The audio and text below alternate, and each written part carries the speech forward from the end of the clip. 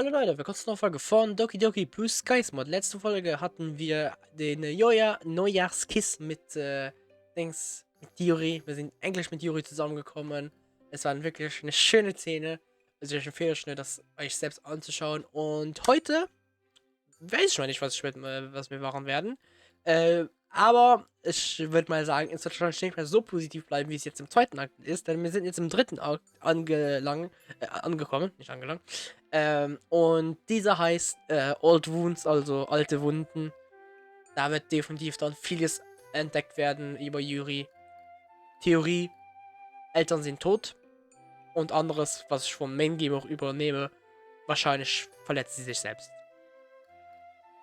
Ist mal meine Theorie. Und das sehen wir jetzt wahrscheinlich die nächsten Folgen. Wenn nicht sogar diese Folge, was mich aber relativ wundern würde, wenn sie so schnell zum Punkt kommen würden. Also zu den schweren Ereignissen. Aber das sehen wir. Und vielleicht sind es noch die ersten zwei Momente jetzt aus der Sektion noch vielleicht ganz okay.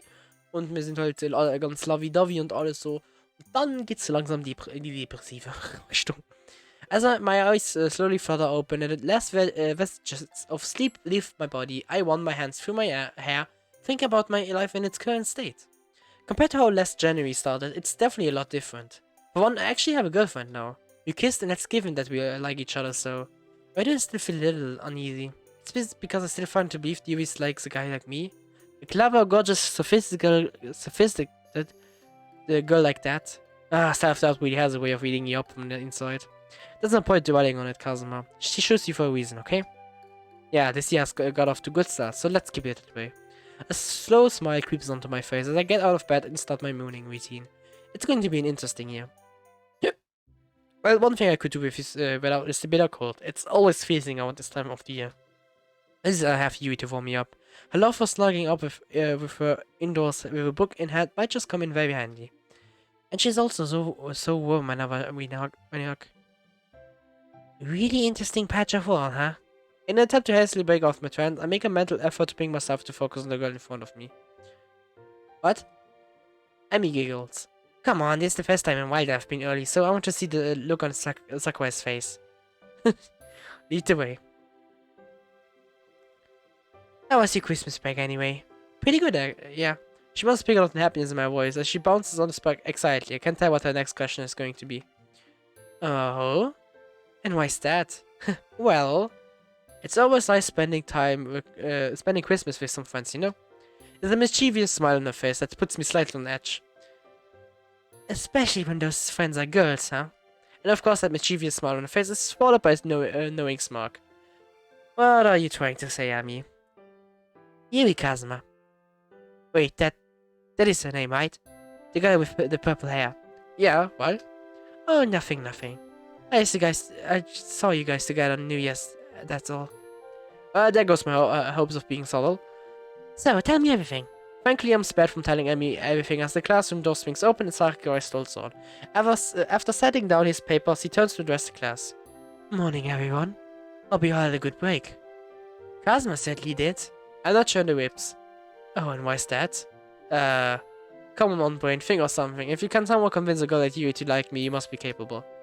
I did a lot of reading on 20th century history, so I am in a great position to hit the ground running this semester. Sakurai doesn't look entirely convinced, but he nods. Oh, well, I'm sure you'll be able to answer a lot of the questions that are coming up then. He chuckles and turns to face the blackboard. I glare at Emmy, only to be met by a childlike grin. The 1920s and 30s, guys. Believe me, these are some interesting years. And just like that, the lesson began. Sometime later, I find myself wandering down to the club room. As I get close to the door, I spot a familiar figure. A nervous smile works its way onto my face. Good morning, Kazuma. Morning, Yui. It's nice to see you again. She smiles shyly. There's no hiding the red blush that's crept up onto her face. And you, Kazuma? There's an awkward silence for a moment. Of course, it's a given Yui doesn't really know how to take a compliment, although that's part of what makes her so endearing. Shall we go inside then? Don't know about you, but I'm kinda hungry. She looks relieved at the change of topic. Yes, I was just about to suggest that. It's rather convenient timing that we were both let out at the same time, don't you think? That, or both our teachers happen to be hungry. You're the analytical one, so I'll leave that with you. With a small laugh, she opens the door and leads us through. To my surprise, we're the last ones in. Monica and Sarah look deep in conversation about something, while Natsuki has her face firmly hidden behind some manga. The girls look over, well, Monica and Sarah do, and give us a brief smile before returning back to the conversation. Should we go over and talk to them? He paused for a moment as her eyes briefly go over the other club members. She eventually shakes her head. Well, I wouldn't... It seems like everyone goes in their own thing. Fair enough. Works for me. They both take a seat and pull out their food. Unsurprisingly, Yuri's meal looks a lot fancier than mine. I motion towards it. Homemade, I'm guessing. Yes, you can never go wrong with a vegetable stir-fry pad with rice. The combination of flavors is always satisfying to the taste buds. Yeah, I remember you saying... Oh, I don't sound like a broken radical, do I? Oh, no, not at all. I just remembered being it because I thought it was really interesting how food meant so much to you. She doesn't look entirely convinced, but she starts eating nonetheless. A brief silence falls between us. Even though she's looking at her food, I get a shrewd suspicion that her focus is elsewhere. Say, customer. Have you given much thought to what you want to do after school? Probably go home and watch anime. Why? We briefly make eye contact, say Yuri narrow her eyes, trying to figure out if I was being sarcastic or serious. It's strangely enjoyable in a silly sort of way. Eventually, she realizes I'm joking and smiles as she shakes her head softly. You know what I mean. Truthfully, I don't really know. It's not really something I've spent a lot of time thinking about, if I'm being honest. I probably should have given it some thought, but... I guess it isn't just high on my priority list. Her eyes wander over to Sarah and Monica. Sarah looks like she's a little sad about something, while Monica's apparently trying to cheer her up. The sight of them talking makes me feel grateful, but also a little guilty. As much as I ever enjoyed spending time with Yuri, I haven't really seen much of Sarah over the past few months. Still, it's good to know that she has other friends, right? Given how we're all these second years, it's understandable. I return my gaze to Yuri. Judging by the look on your face, you probably spend a little more time than I have on the matter. I suppose you could say that. Let me guess, you wanna go to university? You study something like Japanese? Was I really that obvious? It was just a really fitting pick, that's all. I suppose it is. I imagine you're excited to go? To university? Yes and no, actually. On the one hand, university can be such a stimulating place, the amount of things you can learn while you're there. Basically, you're naturally limited by what your teachers choose to teach. But I gathered you're given much more independence at the undergraduate level. But on the other hand, I've been at school for almost all my life. To make that jump, especially if I were to go for a new part of the country, well, it definitely invokes a lot of anxiety.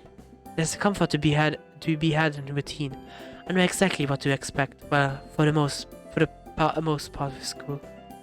Humans naturally dislike change, and as exciting as I think higher education will be, it comes at a cost. When you put it like that, yeah, I can definitely see what you mean. But I think it's something we all have to go through at some point, right? Even if we just go straight into work after leaving school. My eyes wander over to Natsuki. Her position has changed in the slightest. Man, that manga must be pretty damn good. Yuri follows my line of sight. Her eyes land on Natsuki as well. Given the already thoughtful look on her face, it's hard to tell if her thoughts have changed. Natsuki is on her first year, so I suppose there wouldn't be much sense in having this conversation with her. I don't think my post-school plans had even crossed my mind back when I first got into high school. What about ZOWIE? Have you ever spoken about this with her? Not really. We only began talking to another a couple of months ago, and I catch myself just in time.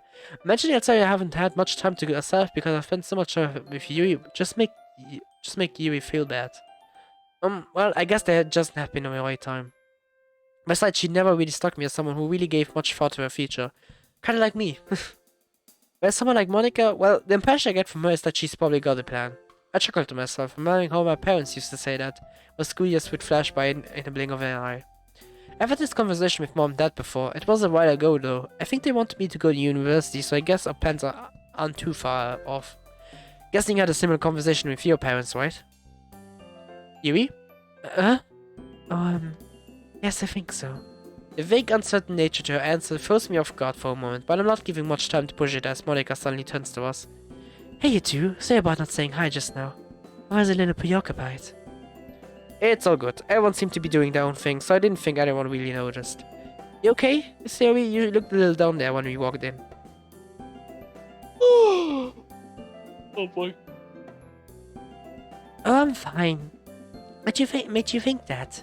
I don't know, I guess it just looked like Monica was trying to cheer up about something.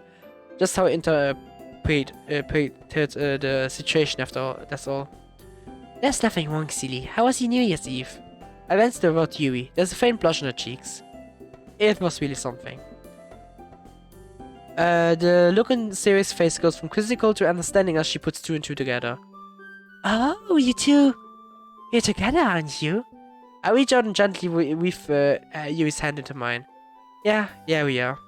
I knew there was something going on between you two. I'm so happy for you guys. So this smile so huge, it's almost bordering on insincere. Great. That's precisely what this club needs. Lovey-dovey mushy stuff. I'm surprised you even noticed that mushy stuff with how absorbed you into your manga you seem to be. It doesn't block out the sound of people kissing, you know. That sounds like it came from personal experience.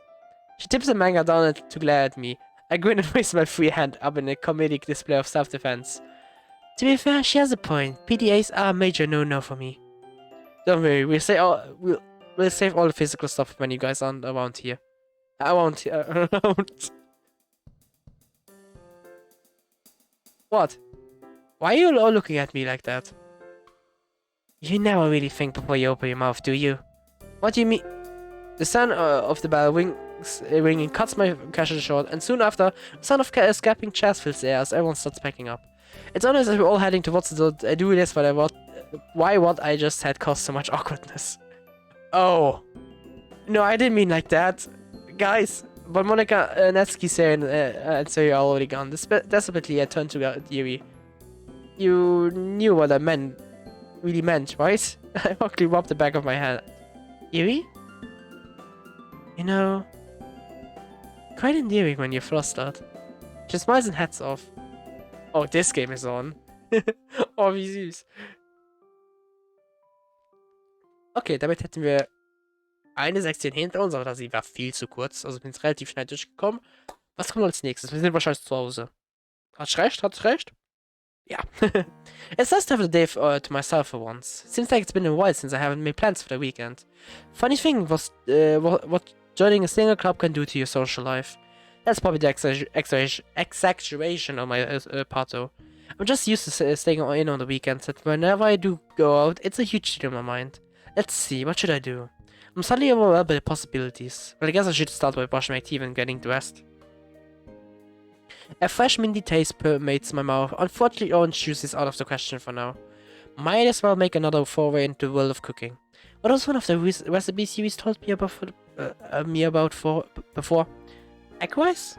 It sounded pretty simple back then. Let's see if it actually is. I have hardly spilled some rice in a bowl full of water. It's been a while since I cooked rice for myself. I'm just too impatient to wait for it to cook. Let's start. Egg rice is pretty good. The mouth feel is kind of slimy, but the taste is there. I don't know if I actually cooked it correctly, but how badly could I have messed up such a simple recipe? I might make it again, the next time I'm too lazy to make something more complex. Which to say, basically every meal. This has got to be more healthy than instant meals though, right? I wonder if Yui's eating this right now too. She did say that she eats it for breakfast quite often. It's like that cheesy saying where people are connected by the same moon overhead. But instead of the moon, we're connected by eggy whites. Yui does wake up way earlier than me though, so she's probably finished eating by now. Speaking of Yui, I should probably make some headway on one of the countless books she's recommended to me if I want to be able to keep up with her. Let's see. I've only gotten through a few more chapters in the book, but I'm already feeling restless. The plot isn't bad, but the themes seem a bit elusive to me. It's interesting, it employs a stream of conscious style of narration that, too, I'm not used to reading. I wonder if Yui ever gets bored when reading. It's not like she's some unhuman reading machine, so there must be some writers who she dislikes. Knowing her, she'd be the type of person to soldier on, finish the book anyway, despite her feelings toward it. Kennish, maybe I should go inside and stretch my legs for a bit, then come back to the book later with fresh eyes. It's that time of winter day outside that's sunny, yet still chilly. The clear, cold sunshine lights up the uniformly grey sky. The kind of sunlight that has always reminded me a bit of the hue of fluorescent lights. It makes the air seem strangely crystalline. Fortunately for me, it's not cold enough to wear bundling up in a bunch of layers. Just my sweater is enough to keep me comfortable. Some people have crazy cold tolerances. I'll never be able to reach the levels of girls who can wear skirts in freezing weather. Speaking of which, there's a girl in a skirt approaching me. Looks like she's walking her dog. Is that Shioi? Hey Shioi.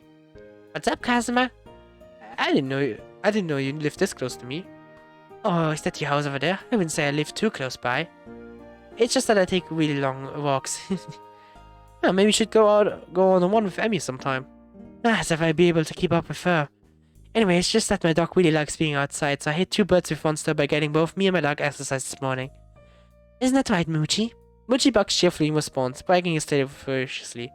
Moochie, that's a good name. And it matches his looks too. He's really just a huge ball of white fur.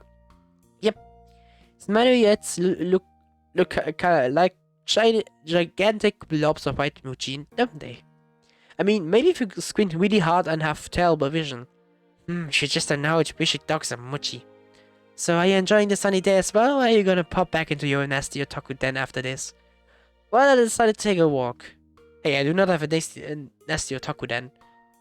I wouldn't even call myself an otaku. Just because a guy dabbles in the occasional anime manga doesn't mean that he's an otaku. Don't forget the video games. Oh yeah, wait. Oh, don't worry, I won't tell any girls about it. How do you even know what hobbies I'm into? Look, just because I don't confiscate the manga you read in class doesn't mean I don't notice it. You should be thankful you have such a chill class rep. Otherwise, next time you swap manga with your buddies, you might find yourself in huge trouble. Says the girl who widely modifies the uniform. And just so you know, the girls I hang out with don't mind those things. Or at least, I don't think so. I'm just teasing you, Kazuma. Yeah. Do you have cram school or something after this? I'm assuming that's why you're wearing a uniform out on a Sunday. No, just a habit from my old school. I used to go to this really prestigious private school that required everyone to wear the uniforms outside. Like every high school student wears the uniform when they go to academic-related things like cram school. But we had to wear uniforms when we were just hanging out outside of school too. It's nothing about holding ourselves accountable for our conduct both in and out of school. Sounds suffocating. No kidding. That master had a giant stick up his butt. So, are you overcompensating with your current uniform then? Making up for all those years you couldn't customize your uniform? Let's just say that I'm glad the rules are less strict at our school. When she's suddenly box and tugs at his leash, causing Shuri to stumble a bit. Okay, Miyuchi. Looks like he wants to get going now. I'll see you at school, Kazuma. See ya. When she runs off with stalking Shuri in tow, it is as Shuri's the one being walked by her dog. I should probably head back in to finish my book anyhow. It's up at the time I flip over the last page of the novel and snap the cover shot. That's one book down, a bit more to go. Are you proud of me yet, Yui? I'm about to contemplate rewarding myself by binging an anime series by myself on Wings. Speaking of the devil, it's Yui. I'm guessing that she's not going to praise me on the literary accomplishments. Hey Yui, what's up? Oh, hello Kazuma. Just calling to say hi? Oh yes, I suppose so. Am I interrupting something? Oh, I hope I'm not bothering you. Nah, don't worry, all good. I just finished one of the books you recommended me. Oh, which one? It was that translated story about the thief who gets released from jail and becomes obsessed with the people who put him there. And how did you like it? I think I liked it overall, but it kind of made me feel a bit depressed too. How so? Well, the protagonist definitely isn't totally moral himself. I mean, he's a thief and ends up killing people by the end. But I couldn't help sympathizing with him. He lost everything while in jail, even his family just couldn't find his way back into society. It is true that he absolutely couldn't help but slip back into his old ways though.